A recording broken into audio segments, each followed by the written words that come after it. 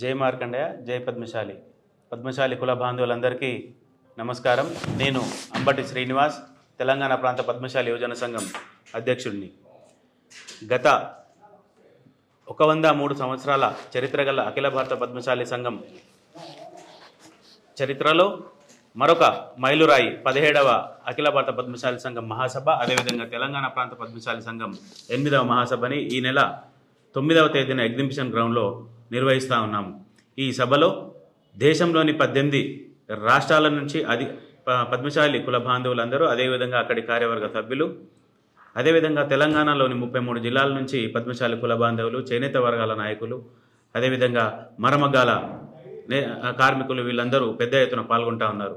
రాజ్యాధికారం వైపు అన్వేషిస్తూ మేము వెతుకుతున్న దారుల్లో భాగంగా ఇలాంటి మహాసభలు ఇప్పటివరకు అఖిల భారత స్థాయిలో 18, తెలంగాణలో ఇది 8వసారి।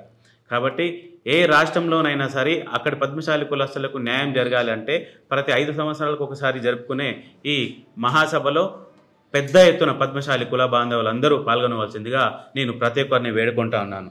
అదేవిధంగా యువజన సంఘం స్థాయిలో యువజన సంఘం నుంచి ఈసారి మహాసభకి బైక్ ర్యాలీ నిర్వహిస్తా ఉన్నాం। నారాయణగూడ పద్మశాలి భవన్ నుంచి ఉదయం 9 గంటలకి ఇక్కడి నుంచి ఎగ్జిబిషన్ గ్రౌండ్ వరకు భారీ సంఖ్యలో యువకులతో భారీ బైక్ ర్యాలీ ప్లాన్ చేయడం జరిగింది।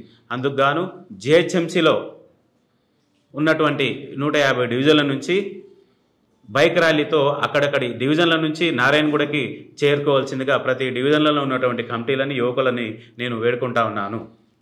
అదేవిధంగా మన వాటా, మన ఆత్మగౌరవం, మన అధికారం మనం కావాలి అని అనుకుంటే కనుక తప్పకుండా మన సత్తా చూపించాల్సిన అవసరం ఎంతైనా ఉంది। కాబట్టి ప్రతి కుల బాంధవుడు తమ కుటుంబ సభ్యులతో సహా ఈ సమావేశంలో పాల్గొని పెద్ద ఎత్తున మన జనబలాన్ని చూపించినప్పుడే అధికార వర్గం కూడా అలర్ట్ అయి మనకేం కావాలో వారు ఇచ్చే అవకాశం ఉంటుంది। ఇప్పుడు ఈ మహాసభని మనం తెలంగాణలో ఏర్పాటు చేసుకోవడానికి ఒక ముఖ్య కారణం ఉన్నది। ఎందుకంటే ఇప్పటికీ రేవంత్ రెడ్డి ప్రభుత్వం వచ్చిన తర్వాత మనకి మిగిలిపోయిన 4 కార్పొరేషన్లకి ఇంకా ఎటువంటి చైర్మన్లు కానీ నియమింపలేదు।